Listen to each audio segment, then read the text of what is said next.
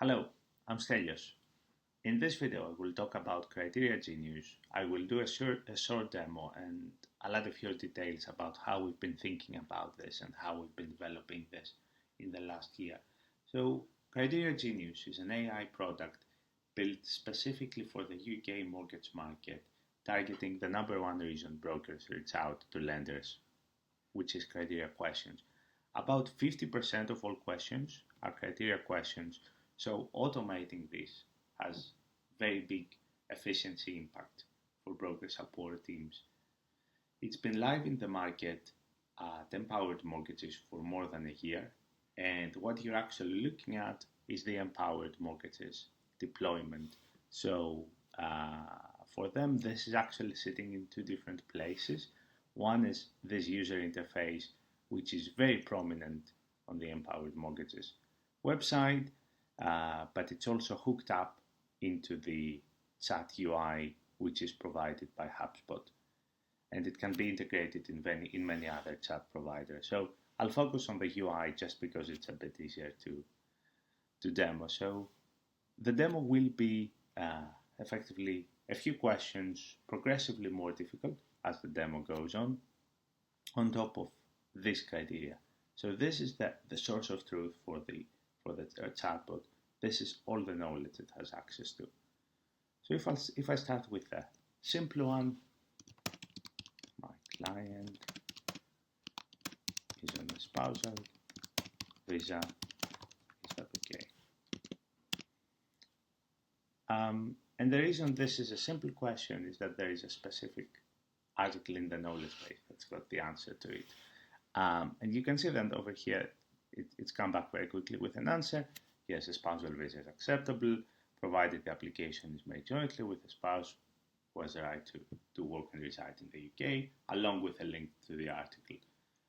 We found that behaviorally, this has been important for brokers. It's gotten more buy-in for the chatbot, and it has helped with giving back positive feedback, because it means that they can double check its answers and they might want to dig into more details. So this is the simplest really question, and that's been this type of questions is about actually 80% of all the questions being asked. So there is an 80-20 rule at play, where the 20% of possible questions, let's say, ends up being 80% of the volume.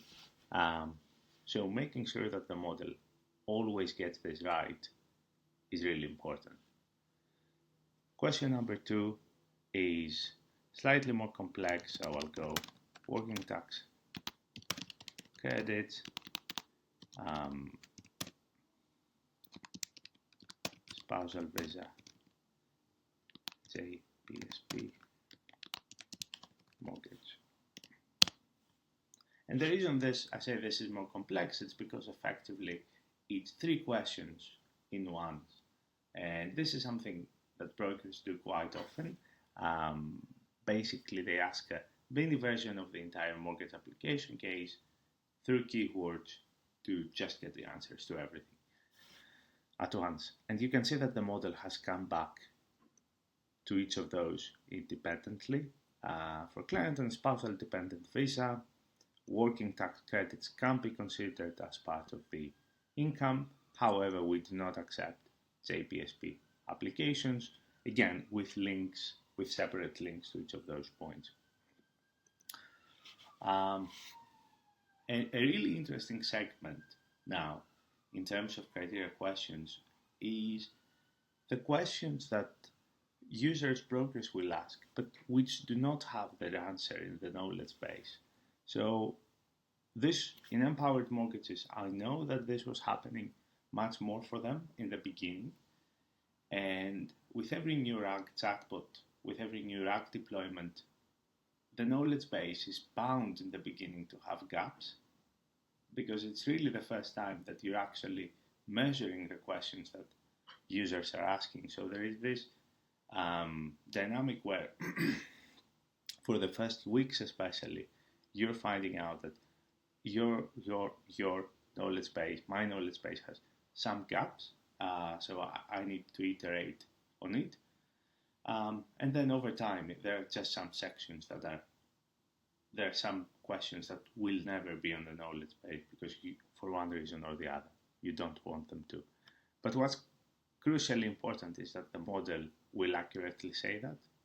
So let me do an example. Holiday pay considered part of affordability.